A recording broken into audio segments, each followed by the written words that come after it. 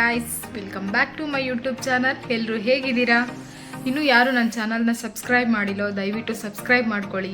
ನನ್ನ ವೀಡಿಯೋಸ್ನ ನೋಡಿ, ಲೈಕ್ ಮಾಡಿ, ಶೇರ್ ಮಾಡಿ, ಕಾಮೆಂಟ್ ಮಾಡಿ, ಸಪೋರ್ಟ್ ಮಾಡಿ ನನಗೆ.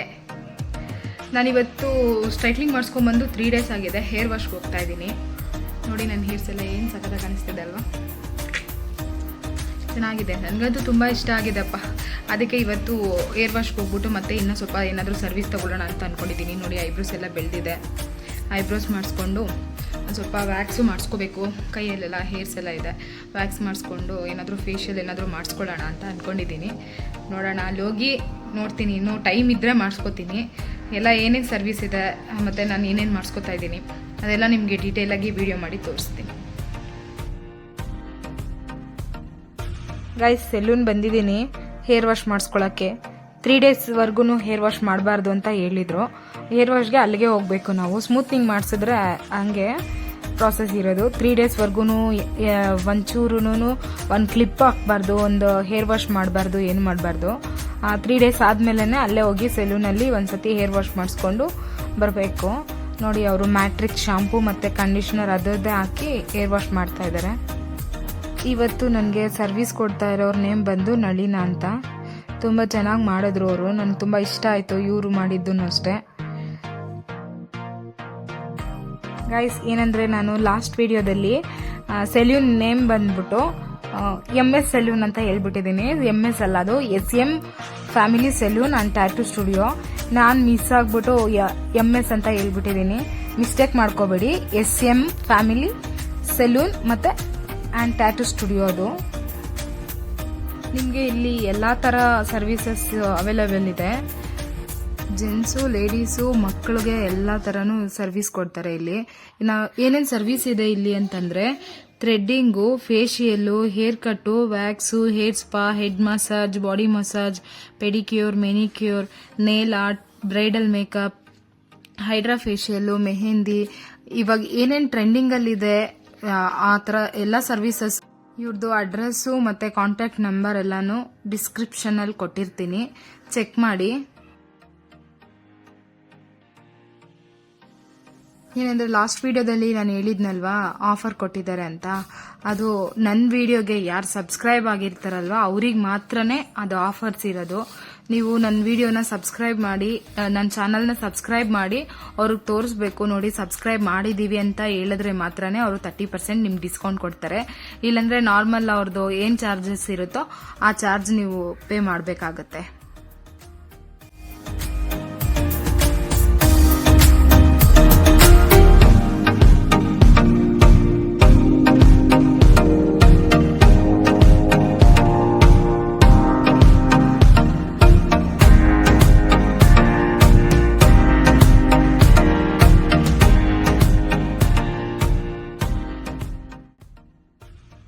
ನೋಡಿ ಗೈಸ್, ಫೈನಲ್ ಲುಕ್ ಹೆಂಗಿದೆ.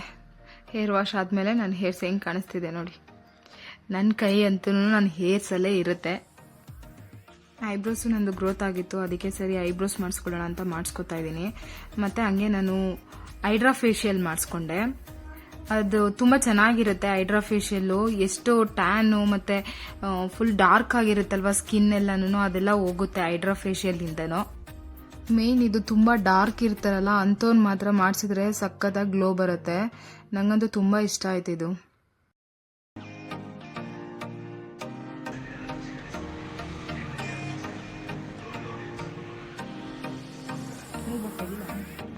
ಏನಾಗಲ್ಲ, ಅದು ಇದರಲ್ಲಿ ಇನ್ನೊಂದೈತೆ, ಅದು ಯೂಸ್ ಮಾಡಿದಾಗ ಮಾತ್ರ ಮುಗ್ಬಿಟ್ಟಿದ್ದ ತೆಗ್ಬಿಟ್ಟಿದ್ದು ನಂದು ಯೂಸಲ್ಲಿ ನೋಡ್ದಾ.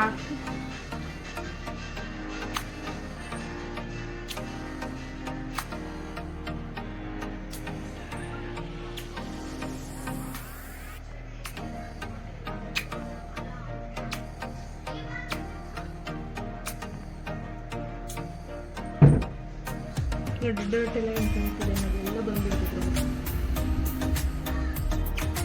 ಬ್ಲ್ಯಾಕ್ ಹೆಡ್ಸ್, ವೈಟ್ ಹೆಡ್ಸ್ ಏನಿರಲ್ಲ, ಎಲ್ಲ ಸಚ್ ಮಾಡಿಬಿಡ್ತಿತ್ತು.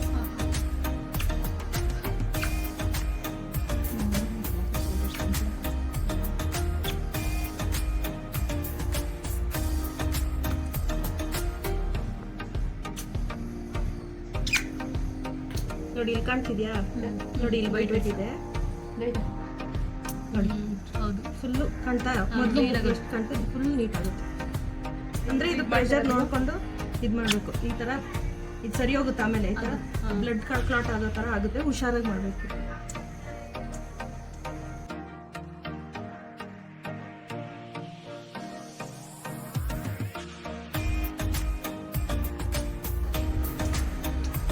ಇಲ್ಲಿ ಸೀರಮ್ ಇರುತ್ತೆ. ಈ ವಾಟರ್ ಯೂಸ್ ಆಗುತ್ತೆ.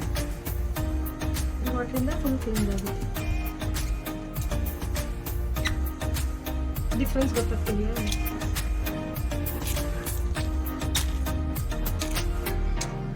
ಏನಾಗುತ್ತೆ ಅಂತ ಇಲ್ಲ ಯಾರಾದ್ರೂ ಕೆನ್ನೆಗಿರ್ತಾರಲ್ಲ ಕೆನ್ನೆಗಿರ್ತಾರಲ್ಲ ಹಂಗಿದೆ.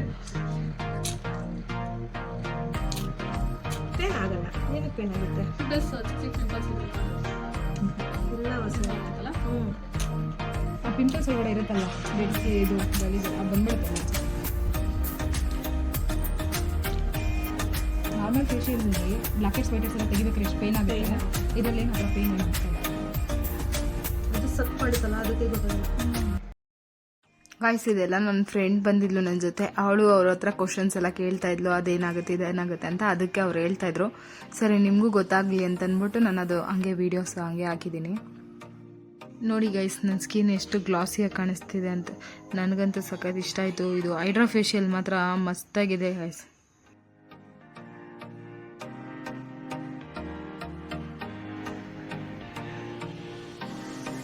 ಫೇಶಿಯಲ್ ಸ್ಟೆಪ್ಸ್ ಬರೀ 5 ಇರುತ್ತೆ. ಇದರಲ್ಲಿ 7 ಸ್ಟೆಪ್ಸ್ ಇದೆ. ಮಸಾಜ್ ಅಂದ್ರೆ ಆ ಫೀಲಿಂಗ್ ಚೆನ್ನಾಗಿತ್ತಲ್ಲ ಅಂತ. ಐಸ್ ಕ್ಯೂಬ್ಸು ಎತ್ಕೊಂಡು ಮಸಾಜ್ ಮಾಡ್ಕೊಂಡ್ರೆ ಹೆಂಗಿರುತ್ತೆ ಹಂಗಿದೆ. ಅಂದ್ರೆ ಇದೇನಂದ್ರೆ ಸ್ಟ್ರೈನ್ ಮಾಡಿರ್ತೀವಲ್ವಾ ಫೇಸ್ಗೆ, ಇದು ಲಾಸ್ಟ್ ಸ್ಟೆಪ್ ಕೂಲ್ ಡೌನ್ ಮಾಡುತ್ತೆ. ಪೇನ್ ಅನ್ನಿಸ್ತಾನೆ ಅಂತ ಇದು ನೋಡಿ ಎಲ್ಲ ಎಷ್ಟು ರಿಮೂವ್ ಆಗಿರುತ್ತೆ.